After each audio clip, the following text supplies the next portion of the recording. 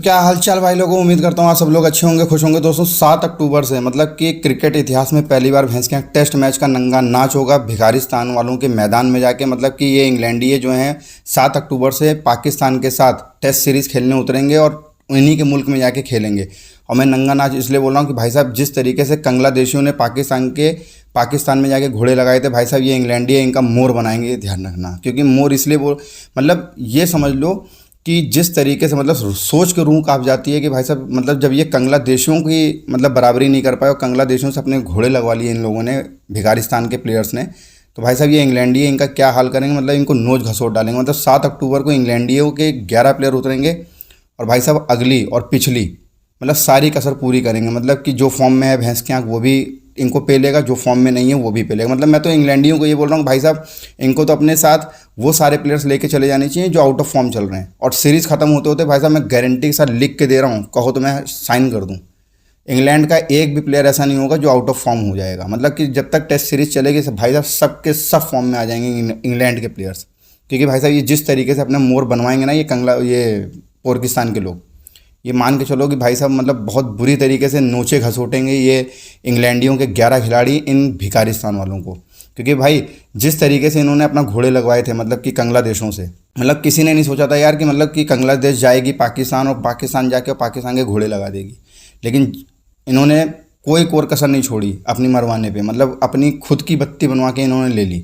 और भाई साहब और अब जो है 7 अक्टूबर से इंग्लैंडिये पहुँच रहे हैं। और इंग्लैंडिये भाई साहब मैं यही बोलना चाह रहा हूँ कि अपने सारे आउट ऑफ फॉर्म प्लेयर्स लेके जाओ।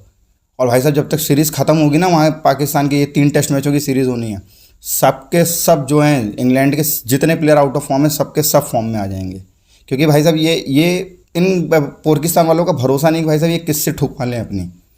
मतलब कोई मतलब तुम तो ये इस चीज़ में तो मतलब दो राय रखना ही मत कि ये जीतेंगे, ये जीतने वाले नहीं है, ये तो मान के चलो। मतलब कि ठीक है अभी इंग्लैंड जो है अभी ठुकवा रही है अपनी ऑस्ट्रेलिया से ठुकवा रही है, पहले T20 में ठुकवाया, फिर किसी तरीके से सीरीज़ ड्रॉ करवाई इंग्लैंड वालों ने ऑस्ट्रेलिया से। एक बारिश की वजह से मैच धुल गया तो उसकी बदौलत सीरीज़ मतलब ड्रॉ हो गई।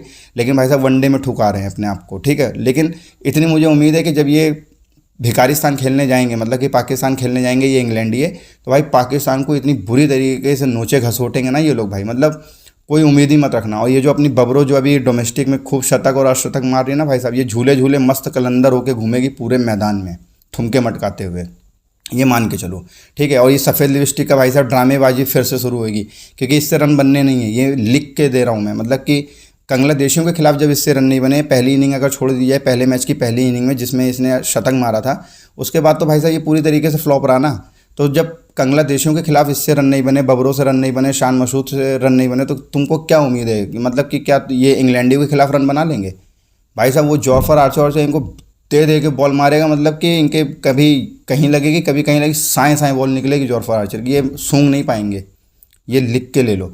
और पाकिस्तान फैंस को और पाकिस्तान की आवाम को मैं यही बताना चाहूँगा भाई उम्मीद मत रखना, क्योंकि मैं तुम लोगों को लिख के दे रहा हूँ कि कंगलादेशों ने इनका घोड़ा बनाया था, बांग्लादेश इनका मोर बनाएंगे। और ये जो बबरो के ऊपर तुम लोग विश्वास कर रहे हो और खूब उछल रहे हो ना कि भाई बबरो अपनी फॉर्म में आ गई, बबरो अपनी फॉर्म में आ गई, ये पूरे मैदान में ठुमके मारते हुए झूले झूले मस्त कलंदर होकर घूमेगी पूरे मैदान में, ये लिख के दे रहा हूँ। तो भाई जब सीरीज़ शुरू होगी तो तब तो वीडियो बनाएंगे।